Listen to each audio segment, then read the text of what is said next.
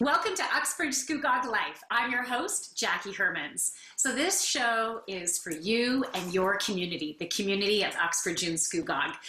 And we have a good show coming up. Now, I don't know if you've been out on the trails, maybe you have some dogs and like to get out there. Have you noticed that there seems to be a whole lot of ticks going on? And it just happens to be Tick Awareness Month. Yeah, I just found that out. The month of May is Tick Awareness Month. So we're going to be having a tick talk with Jason Steinman today from the Uxbridge Veterinary Hospital. In addition to that, we'll be talking to Barbara Blower, who is the coordinator of the Mamawi Collective, and we'll be talking to our very own Chris Wilson, who is the president of the Optimist Club. We're going to find out how this year's Fantasy of Lights turned out and the changes that they made and everything that they're doing with the wonderful funds that they raise. So we're going to have a great show today, so make sure you keep watching. And if you want to be on the show, send me an email, because we'd love to talk to you about it. If you have a program, a service, a product, something you want to teach the community about, we would love to be able to help you to get the word out. So, are you ready? Is your seat buckled? All right. So, we'll be right back with more Uxbridge Scugog Life.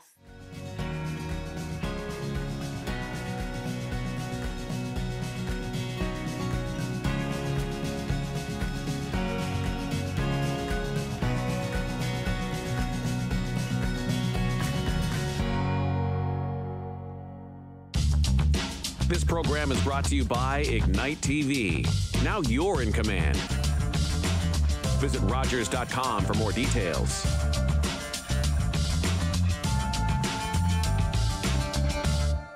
When an impaired driver killed my brother DJ, some people used the A word. They called it an accident, but it wasn't. An accident implies that no one was at fault. But when someone impaired by alcohol and/or drugs chooses to drive, they're fully responsible for the crash that can result. So please, for the memory of my brother DJ and the thousands of families whose lives have been shattered by impaired drivers, let's drop the A word. A crash caused by impaired driving is not an accident. Hi, I'm Constable Gerald Rice, Durham Regional Police Service. Tune into Rogers Cable 10 to watch me on Seniors Talk with DRPS. But we'll talk about all kinds of amazing information and community programs for you, our seniors in Durham Region.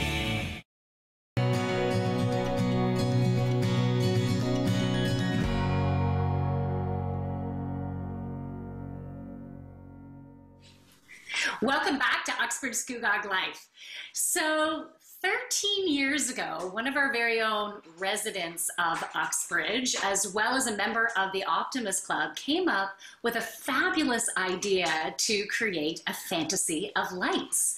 And with me on the show right now is Chris Wilson, the president of the Optimist Club. Chris, welcome to the show. Thanks, Jackie. It's a pleasure to be here. Well, it's so great to have you on, because I'm excited to talk about this Fantasy of Lights. Now, 13 years ago, when you first launched the Fantasy of Lights, you had how many displays? Was it 12 displays? Yeah, it was about 12. That's right. And now, how many are you at, approximately, give or take a few? We're at capacity right now. We're just over 70, so we're actually having to tell people come back next year, sign up earlier next time. Wow. We're increasing our capacity limit to about 100 for this year. Wow. Okay, so what do you need to do to increase the capacity? Well, we need, some of it is rerouting where the cars are going to go. Some of it is adding hydro to certain areas where there was none before. So it's just a little bit of strategic planning. Yeah. Yes. Okay. Excellent. Now, this past season, or this past Fantasy of Lights, you had the undertaking of needing to make some changes because of the pandemic. What kind of changes did you have to make? Well, the Uxbridge Optimist Fantasy of Lights has always been a drive-through event. I know a lot of drive-through events popped up this past year out of necessity, but ours was always a drive-through event. So we didn't have to really make that many changes, other than we had to request that people no longer walk through. It used to be a great place to gather. We had horse rides, free hot chocolate, cookies. And we had a trail that people could walk through the woods, all lit up. So we had to put a stop to that for the pandemic, and just focus on the drive-through. And that will be the case as well for 2021 until we're sure that we're out of the woods with COVID. Okay, now I understand you created a video, I think it's called The Launch Party, and it went viral. Can you tell us about that? Sure, yeah. We every year we like to have a little bit of a kickoff, and this year we had a social distance kickoff in the park, and we did a little toast to just to celebrate the fact that we were actually having this event at all.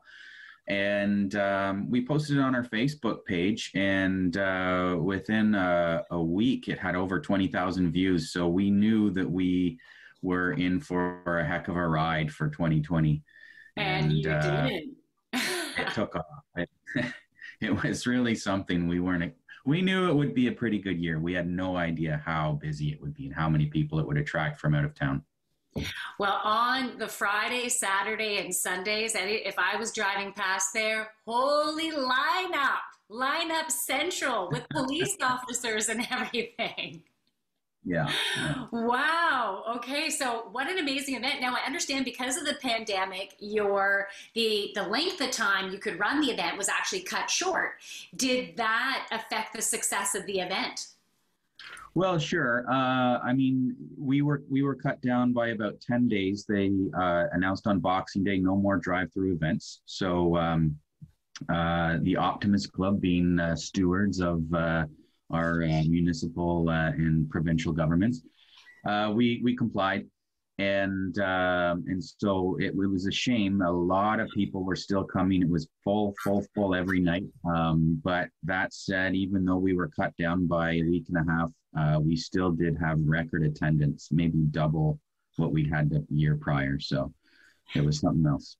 Okay, so approximately how many cars do you normally have going through, and how many cars did you have coming through this year? We estimate we had over 50,000 people in the park in 2020. We've estimated in upwards of 15 to 20,000 in prior years. So this was really, and we did a survey as well to find out how many people came from out of town, and we found that it was somewhere between 12 and 15% of the people that were surveyed were from Uxbridge. So a vast majority of people were coming from out of town, and we certainly hope supporting our local businesses. And it was just a positive all around. That is incredible. Who came up with the viral video idea? Because that made a really big impact this year. Well, we've always had a presence on social media, but I think for some reason it just resonated this year and it just took off. So we put a little bit of footage of what was to come, and I think that the people were just really craving that that kind of experience after a long dry season of nothingness during the pandemic. Yeah. So yeah. My apologies. It answered a call. Yeah, you created a beautiful festivity, something for families to look forward to, an event to go out to create some magic in their lives where people's lives weren't really feeling very magical. Well, I didn't create it, but I'm certainly happy to be a part of it. Well, I think everyone, if you haven't seen the video, you should go to the Uxbridge Optimist Fantasy of Lights Facebook page. And the video is on there. You can just do a little search for Launch Party and it comes up. And it's a really nice, touching event. So we need to wrap this up, and we didn't even have a chance to talk about the amazing things where the money will be going towards. So we'll probably have to have you on the show again. So thank you so much for coming on the show, Chris. It's a pleasure to be here. Thank you. All right. So we'll be back for more on Uxbridge Scugog Life.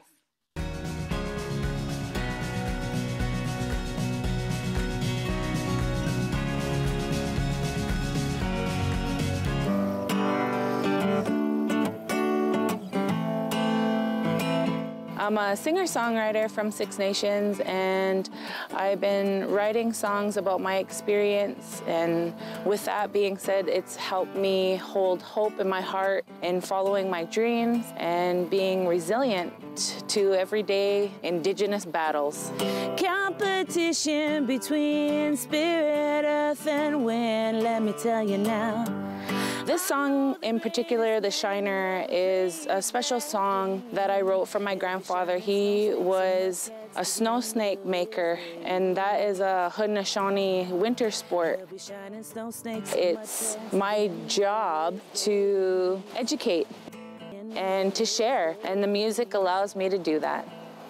He'll be shining snow snakes and mudcats to the end of his days.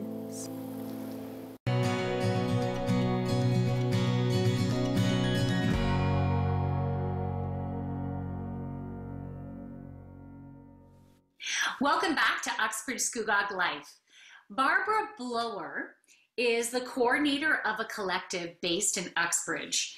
And the collective has been inspired to work on public initiatives towards reconciliation, as mentioned in one of the TRC's 94 calls to action. And the TRC stands for Truth Reconciliation Council. So Barbara Blower, welcome to the show. Thank you so much for inviting me. Well, Barbara, would you do us the honor of starting with the land acknowledgement? I certainly will. And it is always the beginning of the meeting, the beginning of the, whatever people are gathering. It is the beginning of the conversation that says, why are we here and whose land are we on? And so as Barbara Blower, a settler, living on the lands of the Haudenosaunee and the Anishinaabe Nation, I offer my thanks for their stewardship of this land for many, many thousands and thousands of years, taking only what they needed and leaving abundance for everyone who followed behind. I acknowledge further that the First Nations, Métis, and Inuit people of this country and many other lands on the globe are not history. They are still here.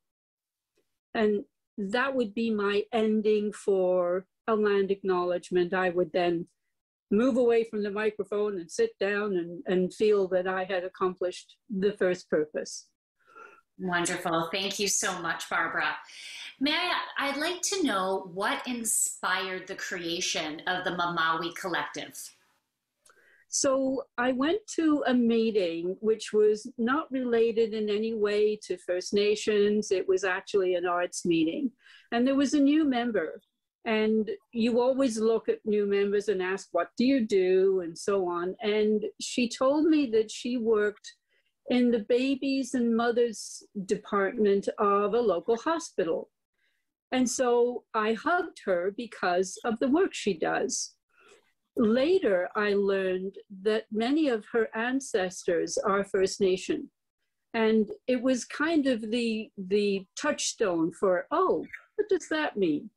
Because I've lived here in Canada for 55 years. And although I knew that, yes, there were people here before settlers arrived, I didn't really delve into what their history was. And so meeting that person kind of, triggered something.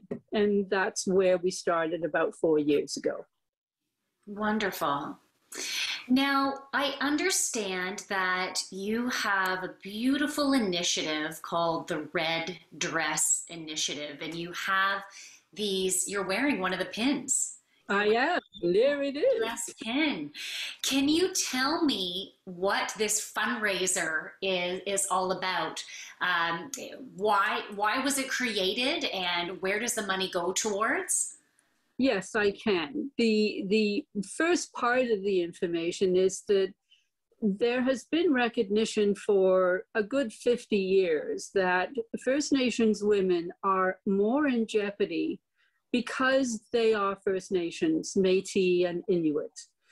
the reason for all of that is in the statistics, and I'm not here to talk about statistics. I suggest that people can look at Canada's website for government agencies and find the information for themselves.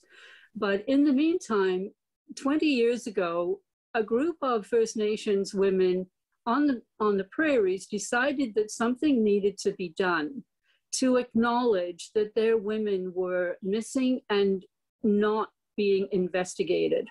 So they created the Missing and Murdered Indigenous Women and Girls Initiative with the intention of bringing the knowledge and finding ways for funding to come so that investigations could happen and hopefully find some of the women. That initiative continues in every province and territory in Canada. And we decided that it was probably a good thing to bring to Uxbridge. And we partnered with a Cree artist who lives in Stouffville, who came to one of our events. And she has given us permission to use the design. She also supplied the red leather.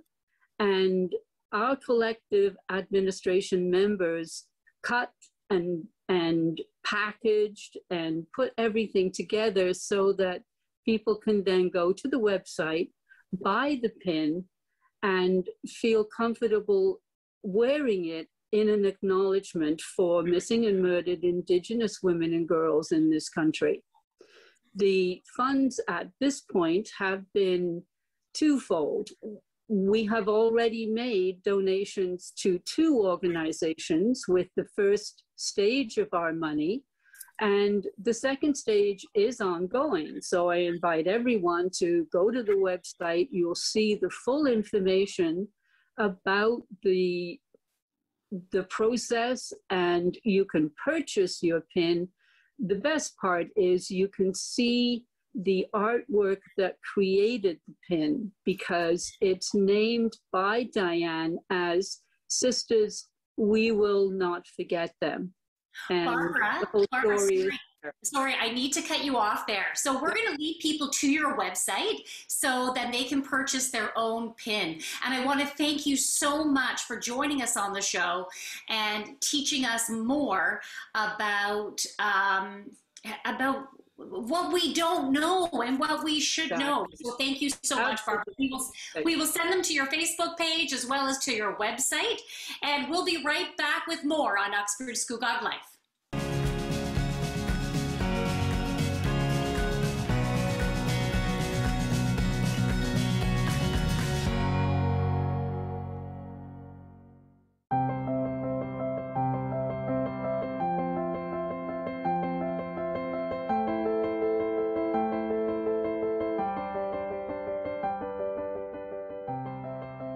Our son is one. My father was one. I am one. Are you one?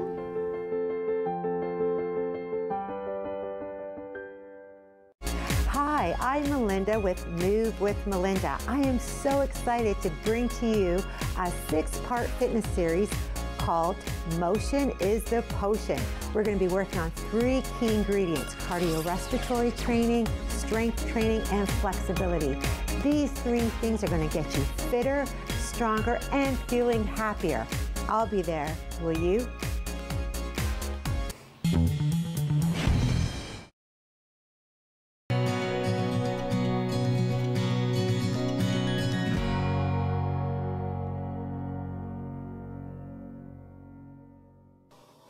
Welcome back to Uxbridge Scugog Life. It's time for some TikTok. I'm not talking T-I-K, I'm talking T-I-C-K.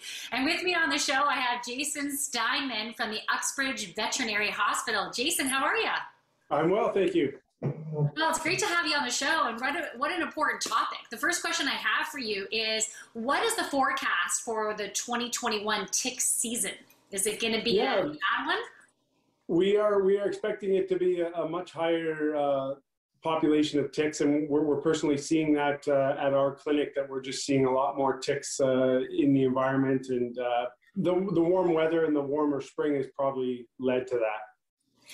Now, are there more cases of Lyme disease as well?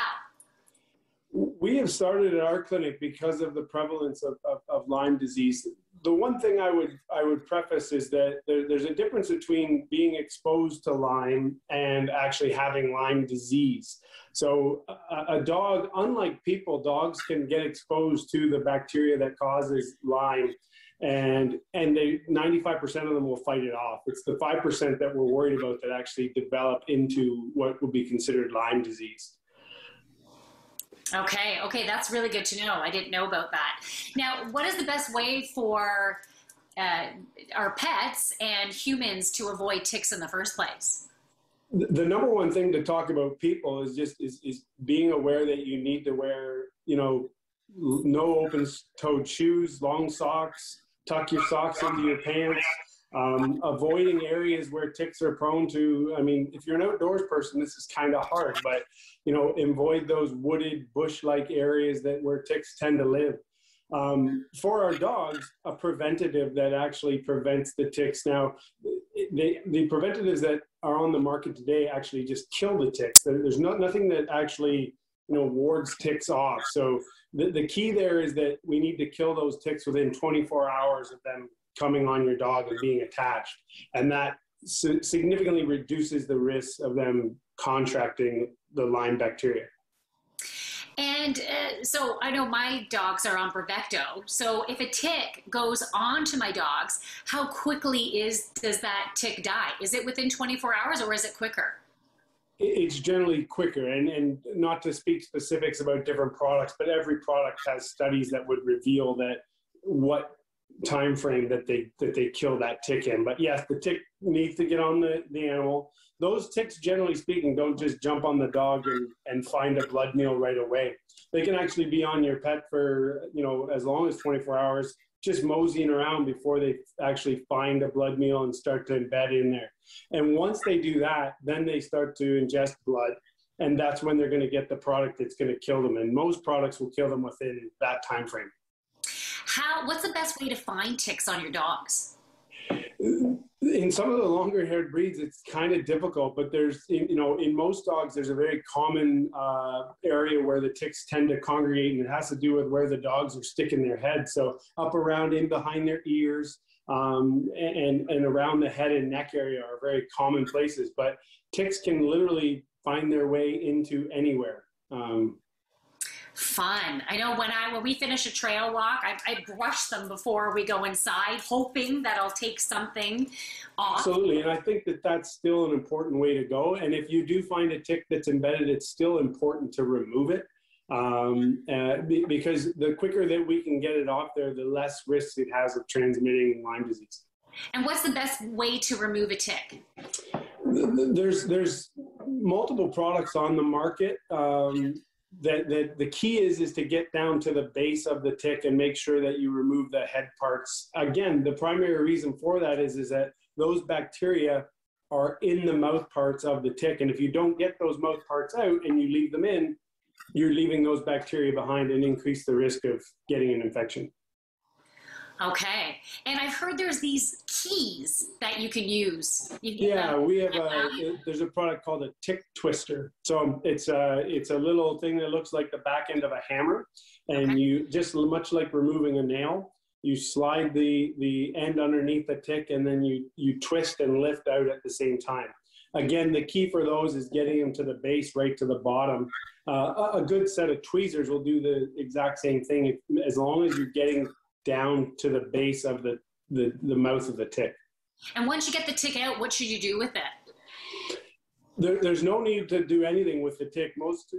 There's lots of studies, or lots of people think that we want it for some reason, but the reason for that is that even if that tick did carry the bacteria, as I spoke about, 95% of the dogs that can get exposed to Lyme disease will fight it off on their own. So unless your dog develops clinical signs of Lyme disease, which is probably important to state, which should be kind of inappetence, sore joints, fever, just lethargy, not just sleepy, not feeling well. Those are kind of vague clinical signs of Lyme.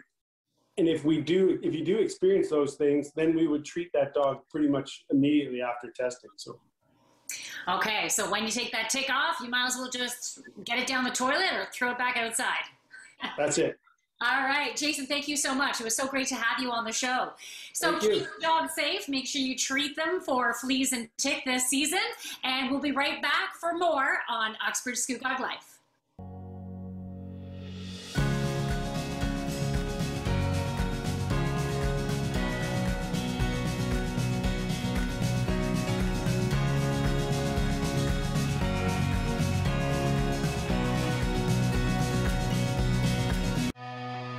Most people living with it don't even know they have it. I'm Alex Lifeson. My family, like many of yours, has dealt with the conditions that cause kidney disease. If you have diabetes, high blood pressure, or a family member with kidney disease, you are at risk. If you are overweight or over 50, you are at risk. And certain ethnic groups are also at higher risk. Please talk to your family doctor and have your kidney function checked regularly. Hi, I'm Sean Lackey, and this is Sold with Sean Lackey. You should check us out if you want to find out what's going on in the world of real estate. We'll have all sorts of guests to keep you in the loop on what's going on in this wonderful world. I'm Deborah Hutchison, host of Talk Politics. Each week we speak one-on-one with your elected officials at all levels of government about the issues that affect us all. Keep informed. That's Talk Politics each week right here on Rogers TV.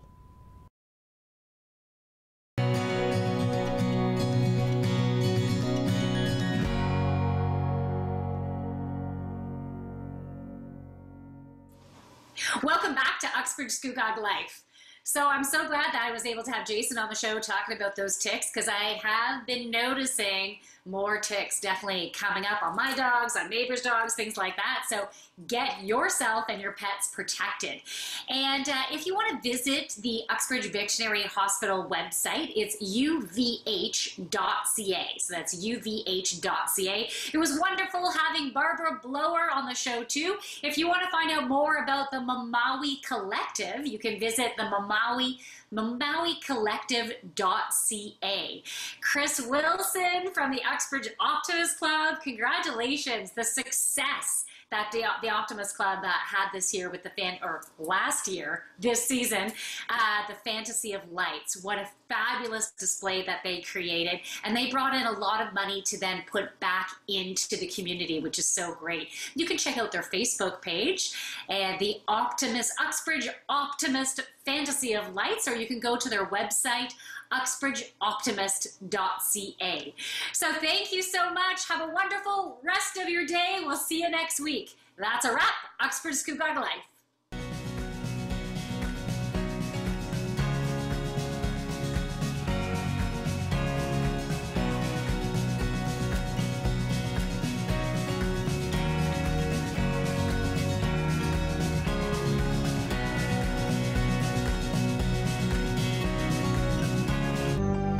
Call the Rogers TV viewer response line, email us, or connect with us on social media.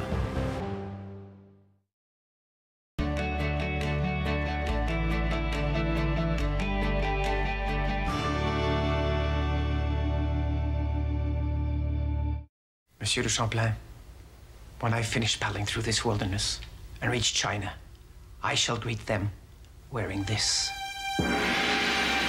Monsieur Nicolet, your mission shall be for the honor of the king and the Holy Faith. In the summer of 1634, Jean Nicolet set off from Quebec to find a trade route that would link Europe and North America with China. But where is it? Further. I know the place you are seeking. For months, Nicolet pushed through the wilderness, searching for the Western Sea. Goja! Mississippi!